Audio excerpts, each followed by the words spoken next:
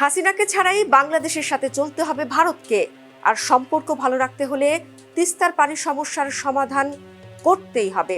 ভারতকে কড়া বার্তা দিলেন বিএনপি মহাসচিব মির্জা ফখরুল। ভারতীয় গণমাধ্যম দি উইককে দেওয়া সাক্ষাৎকারে তিনি বলেন, সীমান্ত হত্যাকাণ্ড বন্ধ করতে হবে, কোনো সভ্য সমাজে এটি গ্রহণযোগ্য নয়। মির্জা ফখরুল বলেন, সাম্প্রতিক ক্রিকেট সংক্রান্ত ঘটনাটি দুঃখজনক ও অপ্রয়োজনীয় ছিল, যা দুই পক্ষেই প্রতিক্রিয়া সৃষ্টি করেছে।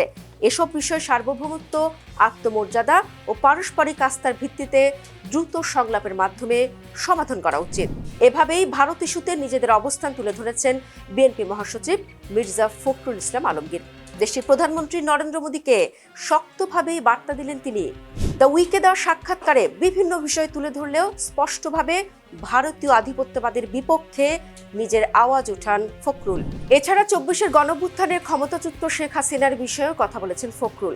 এই বিষয়ে একটু বলতে চাই। ফখরুল বলেছেন, শেখ হাসিনা বাংলাদেশ ভারত সম্পর্কের ক্ষেত্রে স্থায়ী বাধা নন এবং বর্তমান পরিস্থিতিতে দুই দেশের সম্পর্ককে শুধুমাত্র তার উপস্থিতির সঙ্গে বেঁধে রাখা যাবে না। তিনি মনে করেন তিনি একটি ফ্যাক্টর, কিন্তু অপ্রতিরোধ্য নন। গণতান্ত্রিক প্রতিষ্ঠান ভেঙে দিয়ে এবং ক্ষমতা কেন্দ্রীভূত করে এই সংকট শেখ হাসিনাই তৈরি করেছেন। দীর্ঘমেয়াদে তিনি রাজনীতিতে প্রাসঙ্গিক থাকবেন না। ভারত ও বাংলাদেশের সম্পর্ক তার বাইরেও এবং তাকেও ছাড়িয়ে এগোতে পারে এবং তিনি মনে করেন সেটি এগোনো উচিত। তবে ভারতের বর্তমান অন্তর্বর্তী সরকারের চেয়ে ভবিষ্যৎ নির্বাচিত সরকারের সাথে ভারত কাজ করতে আগ্রহী বলেই মনে হচ্ছে। দর্শক, আপনাদের জানিয়ে রাখি, বেগম খালেদা জিয়ার শোকের সময় ভারতের পররাষ্ট্রমন্ত্রী এস জয়শঙ্করের সফর একটি ইতিবাচক উদ্যোগ ছিল। এছাড়া বেগম জিয়ার মৃত্যুতে ভারতের পার্লামেন্টে ১ মিনিটের নীরবতা পালনও বোঝা যায় তারা বিএনপির প্রতি পজিটিভ চিন্তা ভাবনাই করছে। ভারতের গণমাধ্যম এরই মধ্যে তারেকের ফেরা নিয়েও প্রতিবেদন করেছে। সেখানে দাবি করা হয়েছে, দিল্লিকে ম্যানেজ করেই দেশে ফিরেছেন খালেদা পুত্র। বিশুদ্ধ অর্থে বলতে গেলে ফখরুলের দ্য উইকের সাক্ষাৎকারটি শুধু রাজনৈতিক ইন্টারভিউ নয়, এটি বাংলাদেশ ভারত সম্পর্কের একটি নয়া অধ্যায়ের ইঙ্গিত বহন করে। সাক্ষাৎকারে তিনি জোর দিয়ে পানি বণ্টন সমস্যার বিষয়টি তুলে ধরেন। তার দাবি, বিএনপি এই বিষয়ে আন্তরিক, এ কারণে দুই দেশের পানির হিস্সার সমাধানে নয়াদিল্লিকে আরও আন্তরিক হতে হবে বিএনপির মতোই। আর এখানে পানি বণ্টনের কথা আসলেই প্রথমেই আসে তিস্তার বিষয়টি। তিস্তা নদী শুধুমাত্র একটি পানি বণ্টন ইস্যু নয়, এটি ভারত বাংলাদেশ সম্পর্কের আস্থার সূচক। প্রায় ১ দশক ধরে তিস্তা চুক্তি ঝুলে আছে মূলত ভারতের অভ্যন্তরীণ রাজনীতি, বিশেষ করে পশ্চিমবঙ্গের আপত্তির কারণে। দিন শেষে বাংলাদেশ যুগের পর যুগ ন্যায্য হিস্সা থেকে বঞ্চিত হচ্ছে। সীমান্ত হত্যাকাণ্ড নিয়ে রীতিমতো ভারতের উপর ক্ষোভ ঝেড়েছেন ফখরুল। তিনি বলেন, সীমান্তে ভারতের একের পর এক হত্যাকাণ্ড বন্ধ করতেই হবে, কোনো সভ্য সমাজে এটি গ্রহণযোগ্য নয় বলেই হুঁশিয়ারি দিয়েছেন তিনি। এ বিষয়ে একটু বিস্তারিত তুলে ধরতে চাই। ভারত ও বাংলাদেশের মধ্যে প্রায় ৪,০০০ কিলোমিটার দীর্ঘ সীমান্ত, দক্ষিণ এশিয়ার অন্যতম দীর্ঘ জটিল সীমান্ত। এই সীমান্তে বছরের পর বছর ধরে যে বিষয়টি সবচেয়ে বেশি আলোচিত ও সমালোচিত তা হলো সীমান্ত হত্যাকাণ্ড। বাংলাদেশি মানবাধিকার সংগঠনগুলোর তথ্য অনুযায়ী গত ২ দশকে শত শত বাংলাদেশি নাগরিক ভারতীয় সীমান্তরক্ষী বাহিনী বিএসএফ এর গুলিতে নিহত হয়েছেন। বাংলাদেশ সরকার ও মানবাধিকার সংগঠনগুলোর অভিযোগ, এই হত্যাকাণ্ডগুলো প্রায়ই ঘটে আত্মরক্ষার অজুহাতে, কিন্তু তদন্ত জবাবদিহি খুব একটা দেখা যায় না।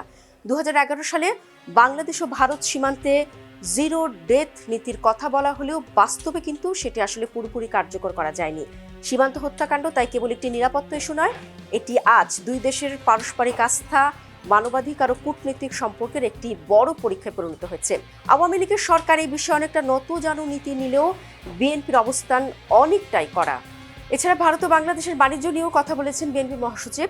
ভারত বাংলাদেশ বাণিজ্য পরিসংখ্যান দেখলে একটি বিষয় কিন্তু পরিষ্কার, সেটি হচ্ছে বাংলাদেশ সবসময় ঘাটতিতে থাকে। ভারত বাংলাদেশের অন্যতম বড় আমদানি উৎস, কিন্তু বাংলাদেশের পণ্য ভারতে ঢুকতে কিন্তু নানা রকম শুল্ক আছে, মান নিয়ন্ত্রণ আছে এবং প্রশাসনিক জটিলতায় সেটি আটকে যায়। ফখরুলের সমালোচনার মূল জায়গা এখানে। তার মতে, বাণিজ্য সংক্রান্ত বিষয়গুলো কিন্তু ন্যায্যভাবে পরিচালিত হতে হবে এবং দুই দেশের মধ্যেই সেটি ভালোভাবে সমবন্টন হতে হবে। এবং সাম্প্রতিক একটি ইস্যু, যেটা ক্রিকেট ইস্যু হিসেবে আমরা দেখছি, সেই বিষয়ে কিন্তু তিনি কথা বলেছেন।